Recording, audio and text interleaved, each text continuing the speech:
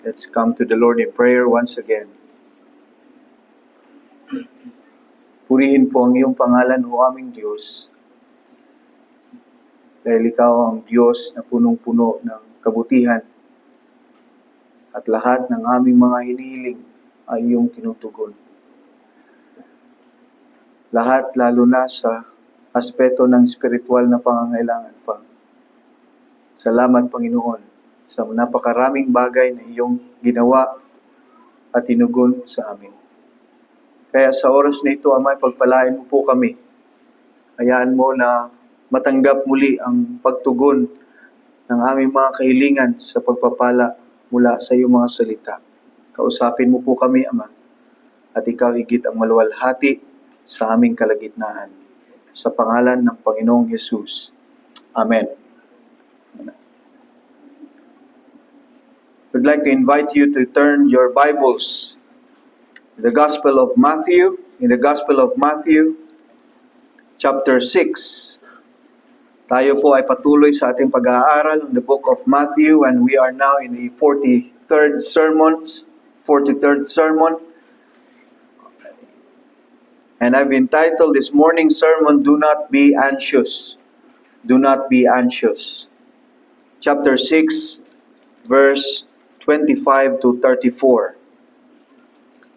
Let me read to you in Tagalog, Mateo 6, versikulo 25 hanggang 34. In Tagalog, verse 25, Kaya nga sinasabi ko sa inyo, huwag kayong mabalisa sa inyong buhay kung ano ang inyong kakainin o kung ano ang inyong iinumin. Kahit sa inyong katawan kung ano ang inyong isusuot.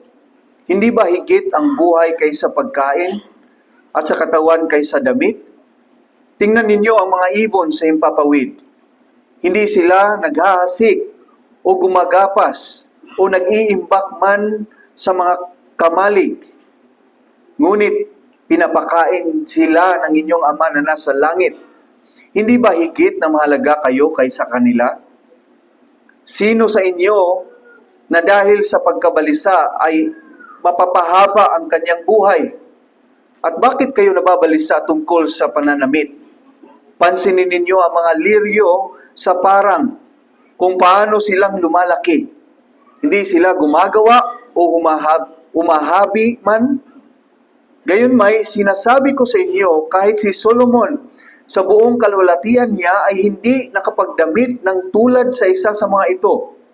At kung gayon, binibihisan ng Diyos ang damo sa parang na ngayon ay buhay at sa kinabukasan ay itatapon sa kalan.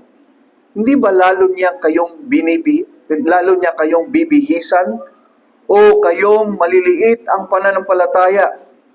Kaya huwag kayong mabalisa nang magsasabi ano ang aming kakainin o ano ang aming iinumin o ano ang aming isusuot, sapagkat hinahanap ng mga hintil ang lahat ng mga bagay na ito at batid ng inyong Ama sa langit na kailangan ninyo ang lahat ng mga bagay na ito. Ngunit hanapin muna ninyo ang kanyang kaharian at ang kanyang katwiran, at ang lahat ng mga bagay na ito ay pawang idaragdag sa inyo. Kaya't huwag ninyong alalahanin ang bukas, sapagkat ang bukas ay ang mag-aalala sa kanyang sarili. Sapat na para ngayon ang kabalisahan sa araw na ito. Purihin po ang pagkabasa ng salita ng Diyos. Now, ito po ay tumutukoy sa pagtuturo ng Panginoong Hesukristo doon po sa Sermon on the Mount. Remember, we are still in the teaching of our Lord Jesus Christ in His Sermon on the Mount, and He is teaching or pertaining to the life of a Christian under His kingship, under His kingdom. Hindi po ito kingdom na tinutukoy na kingdom that will happen in the future, but this is now in a reality na meron ng kaharian ng Diyos spiritually in our midst. In your midst, there is the kingdom of Christ through the preaching of the gospel and the reigning of Christ in the hearts of the believers. And so Jesus is teaching the tension here that we are always tempted to worry. No? As if pinaulit-ulit ng Panginoon dito, 6 times in 10 verses, Jesus uses the word worry, and in fact, 3 times Jesus commands, saying, do not worry. As if na alam ng Panginoong Jesucristo, ng kanyang mga alagad, ay mababalisa talaga. At ito ang paghihirap na dulot ng kasalanan. Dahil sa kasalanan, simulat sa Paul, ang tao ay nababalisa dahil sa mga bagay na dumarating sa ating buhay, and we cannot avoid to worry and to be worried and to be anxious. Kaya tinutukoy ng Panginoong Jesucristo ang tamang approach o ang tamang pagtugon sa isang pagkabalisa, ang isang anxiety. Sa ating panahon ngayon ay merong tamang pagtugon yan, maybe medically, merong mga proper way of procedures kung paano ayusin ang ating mga worries and stress. And one of their questions is, how is your life going? Paano ang iyong buhay? Ano ang iyong mga iniisip? At yung mga bagay na yan, sometimes yan ay mga symptoms ng kasalanan or symptoms that would reveal the issue of the heart. Remember, Jesus is speaking here, the issue of the heart. Where is your treasure is, there is your heart also. And sometimes the love of money is always interconnected with worries. If you love more of your money, you will never be satisfied according to Solomon. You will want to be having more money or inheritance in your life. And so sometimes, though this is a broader aspect ng pagtuturo ng Panginoon patungkol sa pagkabalisa, but worry is, of course, i-differentiate natin ito mamaya, worry is different from godly concern. Worry is excessive, I should say. Excessive concern over the affairs of life. Na lahat na lang ang iyong iniisip ay patungkol sa mga bagay na ito, lahat na lang na lumalabas sa iyong bibig ay ito ang mga bagay na affairs of your life, and that is excessive worry, na kung saan ay lubos-lubusan na itong ikaw ay nagwo-worry. And somewhere I read, worry is carrying a burden God never intended us to bear. And Jesus is telling us on point here that why we are to worry. Why worry for tomorrow, where we have worries enough today? So, may legitimate ang worry or ang concern of today, according to the Lord Jesus Christ. Hindi po tinutukoy dito na hindi na tayo mag-worry in a sense that we are concerned of things that is going on. No, pero kung ito na ang preoccupation ng ating kaisipan, ito na palagi ang nasa ating kaisipan at wala na tayong mga bagay na positibong iniisip, and that is now becoming a sin. Because worry is saying to God that I cannot trust God in this kind of situation. Worry is telling to God that I don't trust you, God, to deal my problems today. That is sin, of course. And Jesus is telling us the cure. And the cure for this worry in this life and for anxiety is to look back to God, as God is the one who is caring for His people. So this is my message for us this morning. God's providential care and kingdom priority is the cure for anxiety. God's providential care and kingdom priority is the cure for anxiety. Ang pangangalaga ng Diyos at ang prioridad sa kanyang kaharian ay ang lunas sa pagkabalisa. Now, I will convince you why in this sermon. Though minsan inisipin natin, Pastor, napakahirap po yan.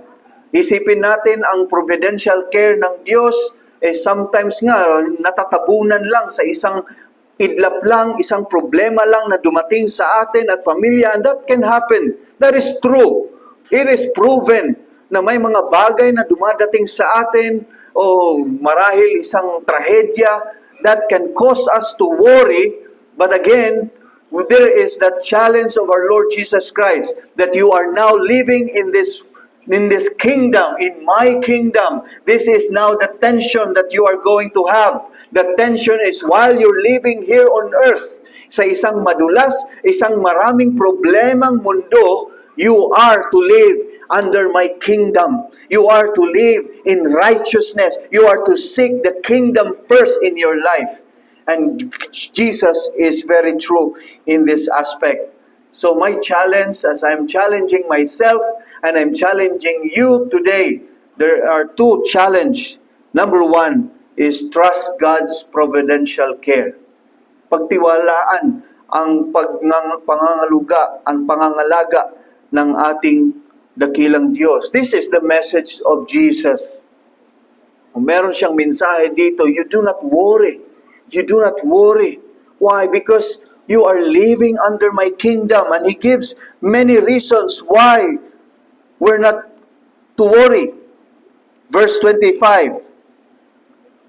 Verse 25, therefore I tell you, do not be anxious about your life, what you will eat or what you will drink, nor about your body, what you will put on. Is not life more than food? Is not the body more than clothing? Is not life more than food?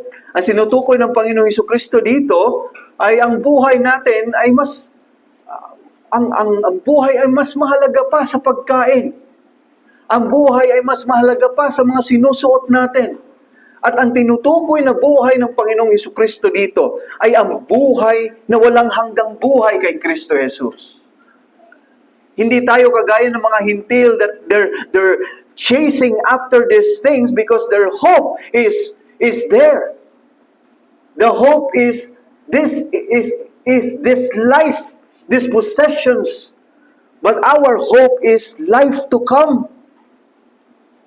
So life isn't just a matter of keeping yourself alive.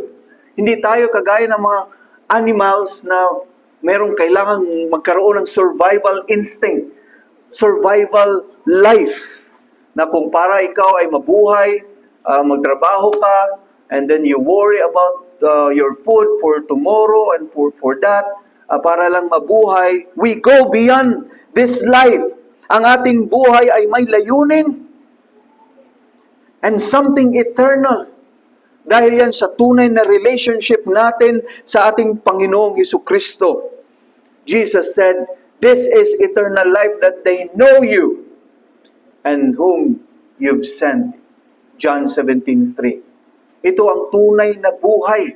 Ang buhay na may kaugnayan sa Diyos. Yan ang tinutukoy ni Jesus. Hindi ba ang iyong buhay ay may mas mahalaga pa sa pagkain? Remember, si Apostle Paul nagutom, di ba? But he had that wonderful life. He experienced lacking. He experienced nakedness. And yet, meron siyang fruitful life because of one thing. One thing. God is his one thing. And then another reason is food. Verse 26. Look at the birds. Kung concerned ka sa food, look at the birds on the air. They neither sow nor reap nor gather into barns, and yet your heavenly Father feeds them. Are you not of more value than they? Sabi ni Jesus, tingnan nyo intently ang mga ibon. Seryosohin nyo ang pagtingin sa mga ibon, mga kapatid. At minsan nga, totoo, di ba? Tingnan natin yung mga ibon. Hindi naman sila dyan nagstay lang. Binigyan sila ng Panginoon, ng ating Ama na nasa langit, ng pakpak upang maghanap ng pagkain. But the food is provided for them. Tingnan natin. At hindi ba tayo mas mahalaga pa? Sabi ng Panginoong Hesukristo, kung gayon ang Diyos ay meron siyang pagmamalasakit sa mga ibon, bakit tayo labis na mag-alala na higit tayong mahalaga sa ating Ama na nasa langit? And even in verse 27, the longevity of your life. This is very good. Which of you, by being anxious, can add a single hour to his span of life? Alam mga kapatid, maganda na mag-exercise tayo. Maganda na alagaan natin ang ating mga sarili. That is true. But our life has been bounded by God. Do you believe that? Meron ng oras, meron ng number of our days in this world. And it is appointed for man to die once. And it has been appointed by God, even our death. So, hindi ko sinasabi na wag na kayong mag-exercise. Total, appointed na yung aking time. No. The point is telling here, if you worry, that can never add anything about the span of your life. Bakit pa natin isipin o palaging nagbabalisa sa mga bagay na ito because this cannot add anything. In fact, it can, according to science, according to the medical experts, most of the time, ay ang kamatayan ng ilang mga tao ay due to anxiety and worries or accidents and anxiety. But again, it has been bounded by God. Yan ang tinutukoy ng Panginoong Jesucristo dito. Remember the great king of pop, Michael Jackson, no? Naalala niyo ang kanyang sarili, sobrang dami niyang doktor. May doktor sa ulo, sa internal, sa puso. Minumonitor siya day and night ng kanyang mga doktor, ngunit hindi nakatakas ang kamatayan. Siya pa rin ay namatay. And we need to understand that. And when it comes to clothing, verse 28 to 30, why are you anxious, Jesus said? Why are you anxious about clothing? Consider the lilies of the field, the lilies in Galilee, how they grow, they neither toil nor spin. Yet I tell you, even Solomon in his glory was not arrayed like one of these. But if God so clothes the grass in the field, which today is alive and tomorrow is thrown into the oven, will He not much more clothe you, O you of little faith? Alam niyo, the preoccupation of today's life is somehow fashion. Kung ano ang sinusuot. And that is why yung mga celebrities, they hire stylists ng kanilang mga damit. It's very important for them dahil kung ano ang kanilang mga sinusuot, it can lead to a trend, a trend to the community. O kaya yung mga papansin niyo, mga artista, iba't iba na lang, kahit ano na lang mga sinusuot, kahit medyo pangit sa ating paningin, but pag yan ay mag-click sa mga bagong henerasyon, yan ay maganda. Fashion is our preoccupation. And interestingly, Jesus was talking to people or His disciples who had only one pair of clothing. Right? Imagine kung anong sasabihin ng Panginoon sa atin. We have so many clothing. And Jesus yet was talking to His disciples who had barely isa lang ang pair ng clothing or cloak. And He is saying, do not be anxious about your clothing. Don't worry about that. Kung masisira man yan ngayon, God will provide. God will give you another clothing. And the picture there is, the beautiful picture is, He is our Father. And that is why He said, "Oh, you little faith. Oh, you of little faith." Why? Because when we worry, yes, posible pala mga kapatid na mga mananampalataya ay mababalisa. It's true. Dahil sinasabihan ng Panginoon kanyang mga disipulo na kayo ay nababalisa. But ang inyong pagkabalisa ay expression yan, ang pagpapahayag yan ng iyong mababaw na pananampalataya. Dahil kung mataas ang iyong pananampalataya, you will not question God. And you will not worry because you know that you have your Father in heaven. Kung paulit-ulit na sinabi ng Panginoong Jesucristo dito ang term or word na worry, paulit-ulit din niyang sinabi ang term, ang pangalang Father in heaven. And He's not just saying Father, He is saying your Father. Your Father. Not only my Father, Jesus said, your Father will provide for you.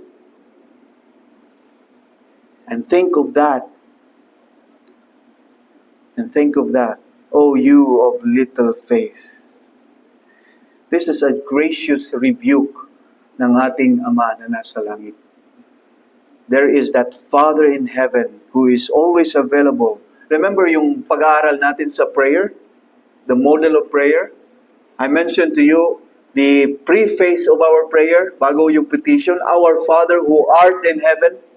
It's a dear calling of our Father, that He is our Father, that we have all the confidence we can have because we know that we have our Father who art in heaven. Ang Ama na mabuti, na patuloy ang mabuti ang kanyang ginagawa sa kanyang mga anak. Remember the story of Jesus when you ask, even those, yung illustration niya, even yung mga wicked father will never give a serpent to their children who ask of them of the bread. Hindi nila gagawin. How much more ang ating Ama na nasa langit, ang iyong Ama na nasa langit. Oh, you of little faith, this is the challenge for you and for me, para sa ating lahat mga kapatid, to increase our faith in Christ Jesus, to trust God. Because this is the whole point. God cares for His people and we should completely trust Him. Ang Diyos ay nangangalaga sa Kanyang mga anak at dapat tayong magtiwala. When we worry, we sin because we say that we don't trust God. We have this lack of confidence that God would ever give us our needs. Sabi ni Bridges, trusting God, in his book, Jerry Bridges, anxiety is a sin because it is a distrust of God. It is a lack of acceptance of God's providence in our lives. No? Yung anxiety, one of the respectable sins, hindi pala yung trusting God. The book, Respectable Sins. Respectable sins. One of the respectable sins is anxiety. Na sometimes, hindi tayo umaamin sa ating mga kaibigan sa church na ako'y nagkasala ng adultery. Ako'y nagkasala ng pagnanakaw. Mahirap umamin, but we always admit to our friends in the church, our brothers, na ako'y nabalisa. Di ba? Ako'y nagkasala. O ako'y nabalisa. Ako'y nag-worry. Pastor, ako'y nababahala sa mga bagay nito. Ako'y nababalisa, nababahala. And so, we think na ito'y normal lamang, but this is actually an indication of our little faith. And Jesus is saying, don't worry. You have your Father in heaven. Don't be like the Gentiles in 31 to 33. The Gentiles, Jesus said, therefore do not be anxious saying what you shall eat, or what you shall drink, or what you shall wear, for the Gentiles seek after these things, and your heavenly Father knows that you need them all. Yung mga Gentiles ay eagerly seeking these things. Ang kanilang pag-asa sa buhay ay nakabase lamang at nakalaan lamang sa mga bagay ng temporal na bagay. Yan yung buhay ng mga Hintil. And sinasabi ng Panginoong Jesucristo, don't be like Gentiles because you're no longer Gentiles actually. Actually, you're Jews. But don't be like them. And probably if Jesus would talk to us, don't be like Gentiles in a sense that Gentiles are worldly. They love to get all these things, to acquire these things in this world. Possession and everything. Don't be like them. Because if you acquire these things, you will worry alongside with them. Alam mo yung sinasabi nila, the more you have possessions, the more you become worried. If you are not careful about your possessions, brothers and sisters in Christ, then we will probably be failing in our approach in these things and end up worrying of our possessions, with our possessions. And so, again, don't be like the Gentiles. Hindi po sinasabi dito, it's wrong to seek these things. No. Like I said last Sunday, if you acquire the things and possessions honestly, then that is something to be thankful for. We thank God for these things. And we enjoy these things. Because God has been blessing us these things to enjoy for His glory. And so, dapat mga mananampalataya ay hindi tayo maging kagaya ng ganito mga buhay as if ang buhay natin ay wala tayong Ama na nasa langit. Alam mo yung Hakuna Matata, Lion King, right? Philosophy of no worries. The principle there is our attempt to dismiss the troubles in this life by ignoring. But ang tinutukoy ng Panginoong Jesucristo is not by ignoring, by trusting. To dismiss the affairs and concerns of this life by trusting God, but not by ignoring these things. There will be enough to worry now, according to Jesus. There will be enough grace now for today, but tomorrow will be another day. Nasubukan nyo na bang inutusan kayo ng inyong mga magulang mag-igib ng tubig? Dahil hapon at inutusan kayo at marami nang naglalaro ng mga kaibigan mo at mga pinsan mo, ang gagawin mo ay dadalhin mo lahat. Kaya mong gawin. Isa dito, isa nakasipit dito, nakasipit pa dito. I'm not sure kung naka-experience kayo niyan, but I've experienced that in province. Dadalhin mo to the point that lalong mapatagalan yung trabaho. Bakit? Kasi mababagsak lamang at matutumba at mas mababasag lamang ang iyong containers, babalik ka. Papagalitan ka, babalik ka at mag-iigib ka hanggang maabutan ka na ng gabi. Hindi ka pa makakauwi. And sometimes that is how we deal things. We want to bring everything. We want to carry everything, the loads, no? Yung mga mabibigat, gusto natin, dalhin natin to, hanapan natin ng solusyon. And it will turn, and we will be ending up exhausted and super stressed, unproductive. And Jesus is saying, let the other burden be burdened tomorrow. Let the worry, or let tomorrow worry itself. Dahil meron din siyang sapat na mga alalahanin sa araw na ito. And we need to challenge ourselves, mga kapatid, a constant challenge, like Peter is saying in 1 Peter 5:7.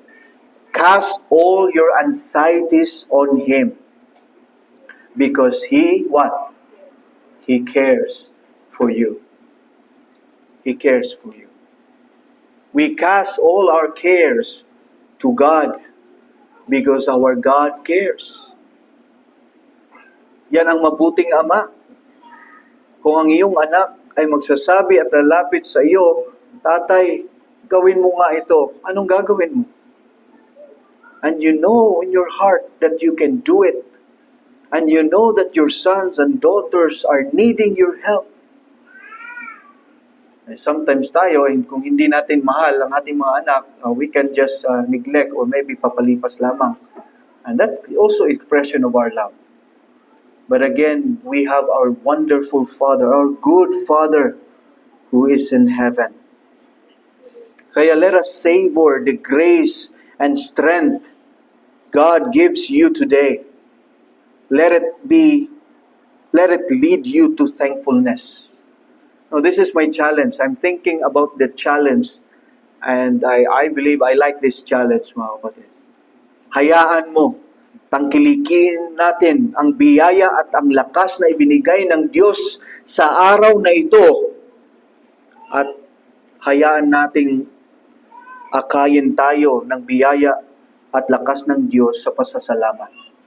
You see? Sometimes when we worry, we can never appreciate the grace of God of today. Right? Diba? Pag minsan worry tayo, at maraming nagsasabi sa sobrang worry daw natin, almost 80% or 90% ng bagay na inisip natin na hindi nangyayari. Magsasayang lang tayo ng panahon. Sasayang lang tayo ng mga hormones or mga bagay na inisip natin.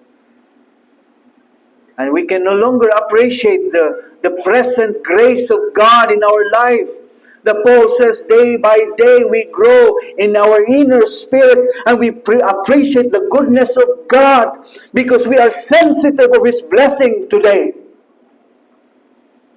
If we are not sensitive of His blessing today, how can you be happy and content in this life? That is why Paul says, godliness with contentment is indeed a great gain. You can gain a whole lot more if you are contented with what you have. That is godliness. Morning by morning, we sang. Diba? Ano sinabi ng kanta natin? Great is thy faithfulness, morning by morning, new mercies I see. How can you see when you worry so much of tomorrow's concerns and affairs? But morning by morning, God is taking care of us. He's giving us His grace. New mercies I see. All I have needed, thy hand hath provided. Great is thy faithfulness, Lord, unto me. We will not prevail against worry, mga kapatid. Ano ang antidote ng worry? Ano ang tulong? Ano ang gamot ng worry? Is you trust God's providential care. That's my challenge. And second challenge, very quickly, tread God's kingdom cause. Hayaan mong ikaw ay lumakad sa kaharian, sa layunin ng kaharian ng Diyos.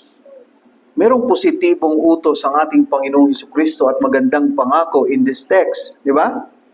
Anong sinabi niya? But, seek first the kingdom of God and His righteousness.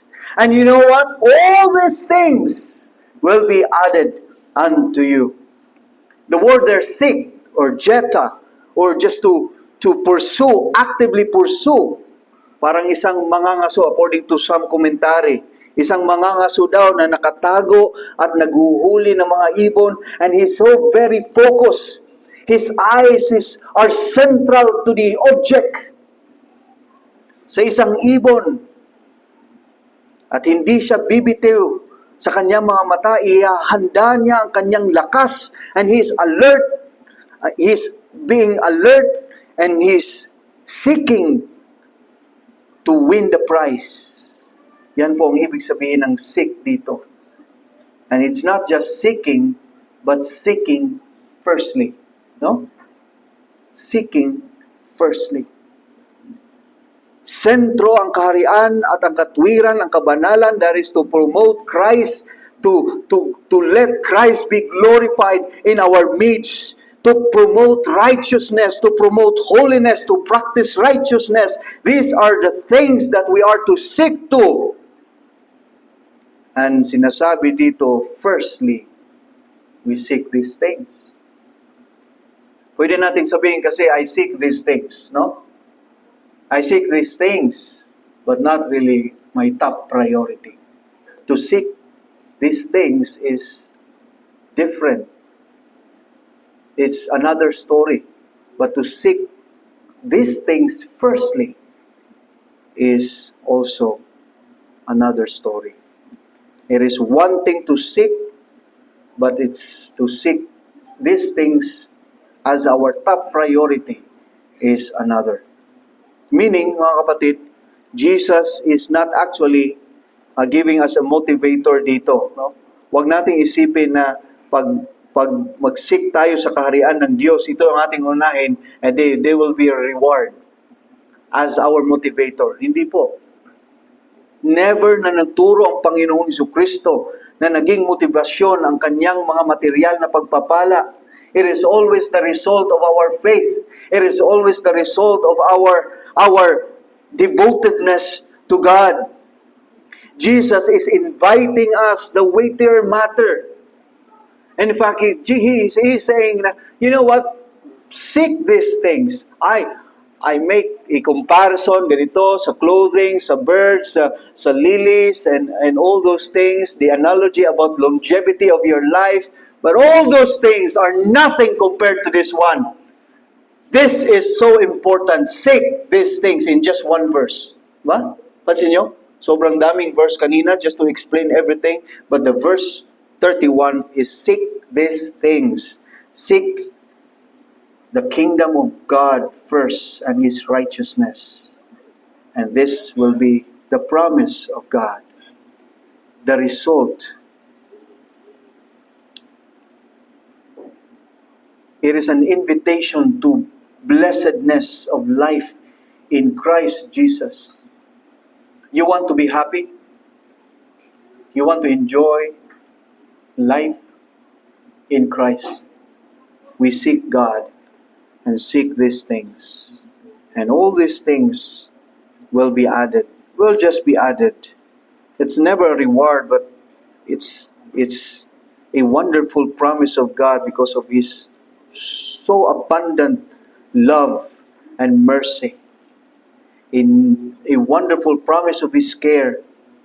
Ang purpose nito, mga kapatid, is greater appreciation of His providential care. Have you ever experienced, mga kapatid, that minsan ay kung nauna mo ang Panginoon, nauna mo yung mga bagay, ang kaharian niya, ang Diyos ang nagpo-provide ng iyong mga pangangailangan. I know a person, probably you know him. Many times, he made a commitment sa kanyang buhay na ibigay niya ang kanyang sarili sa seminaryo. So he went to GMA, Cubao, without any support from any church. No one supporting him. No one is giving him a pabaon. But he made a decision just to be a student in the ministry. And sometimes, after niyang magtrabaho, after niyang mag-enroll, he made that resolve. After mag-aral, hanap sa gabi ng trabaho.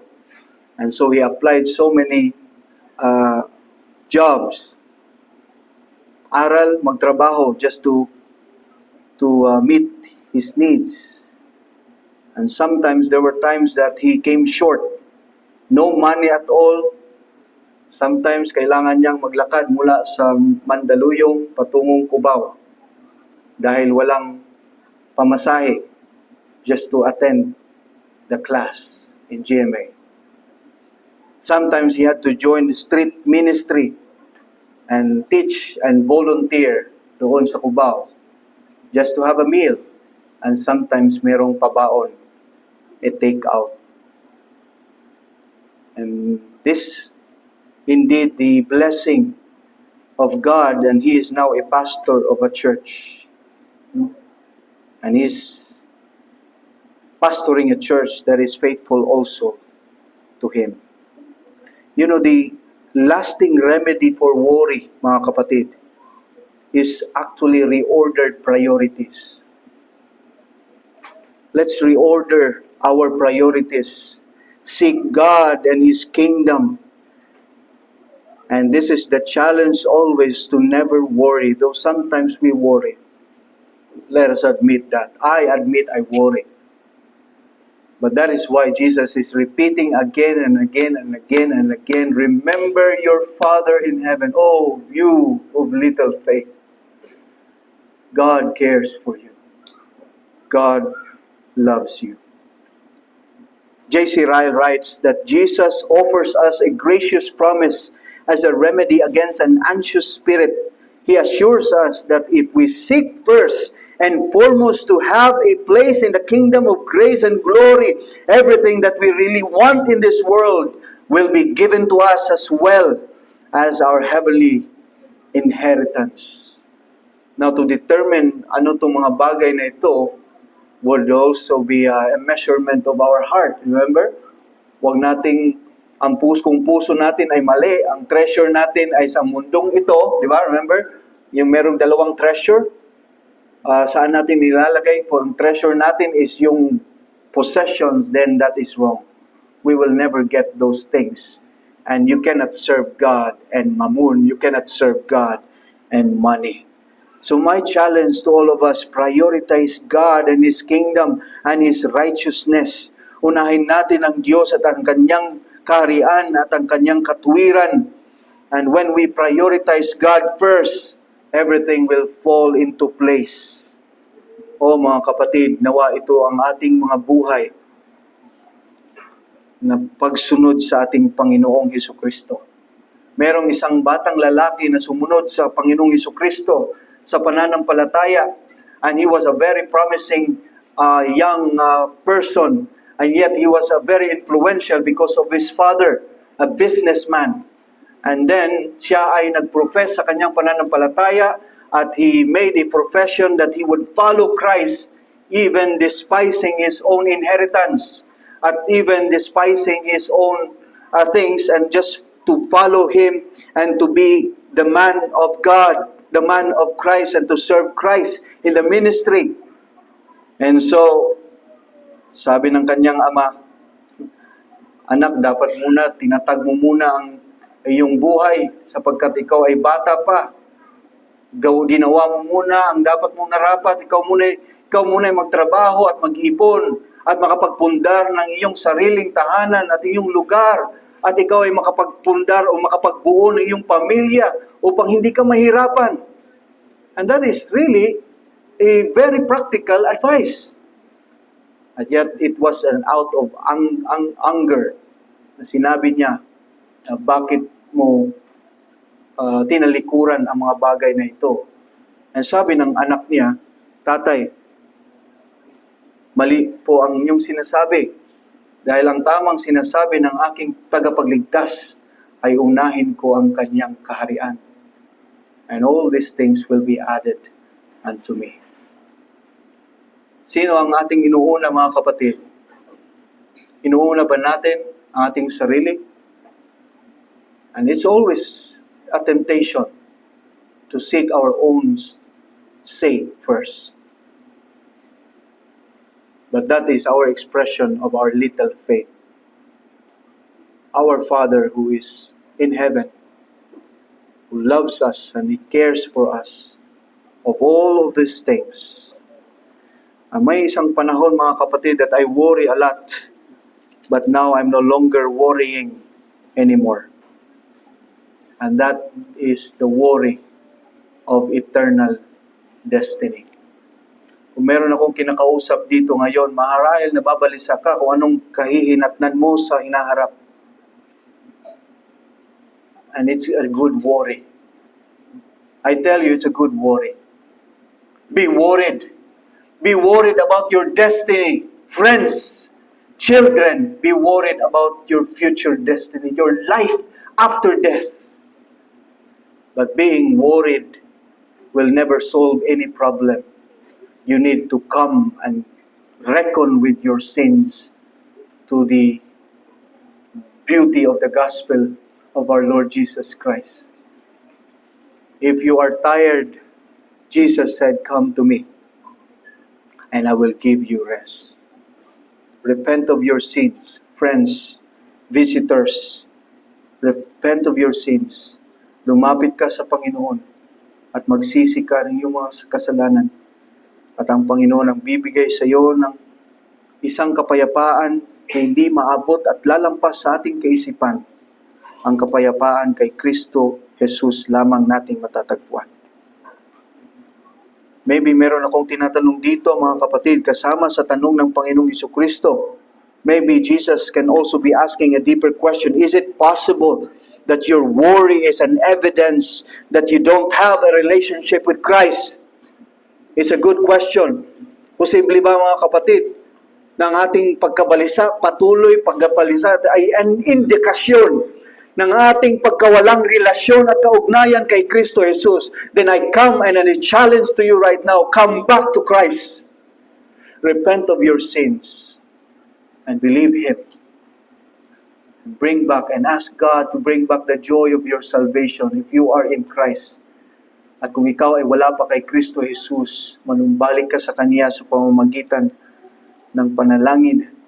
Hayaan mo ng Panginoong Jesucristo ang kikilos sa iyong buhay sa pamamagitan ng banal na Espiritu. At siya ay may kapangyarihang gumawa nito. Hindi ang iyong pastor, hindi ang iyong sarili. You pray for God to save your souls in this life. And may God bless us with the preaching of God's Word today. Let us pray. O aming Ama, kami ay mga taong punong-puno ng pagkabalisa. Dahil po ito sa walang pagtitiwala sa iyo, na ikaw aming Diyos na patuloy na nagpo-provide sa lahat ng aming mga pangangailangan. And you've never failed us, O God. Never failed us. You've never failed us. Kahit isang katiting, hindi mo kami pinabayaan. And yet here we always fail you. We always challenge you by our anxieties and into thinking that we cannot trust you. Help us, Lord. Help us, Lord. Tulungan mo po kami, Ama. Na kami ay lumago bilang iglesia na punong-puno ng kapanatagan, isang kapayapaan na nagmula kay Kristo Jesus, na maging kontento kami sa mga bagay na iyong pinagkaloob sa amin. At bibigyan mo kami ng lakas na biyaya upang tugunan namin ang aming pang-araw-araw na mga concerns. Itong mga concerns na ito ay sapat at tama lamang po ang iyong biyaya para po sa amin. Kaya tulungan mo kami, Panginoon, na mamuhay na ayon sa iyong mga salita. Hayaan mo na mangusap ito sa amin at maging sa aming paglakad, pananampalataya, kami rin po nawain lumago sa pagkakilala sa iyo. At maluwalhati ka aming Ama sa pagliligtas ng mga makasalanan at iyong kalooban at luluubin. Ikaw po ang magligtas sa aming kalagitnaan. Pinupuri ka namin, aming Ama, sa pangalan ng Panginoong Hesus. Amen. Tayo po ay umawit bilang tugon ng ating mga narinig. Let us sing, God will take care of you. This is our, let's sing this worshipfully.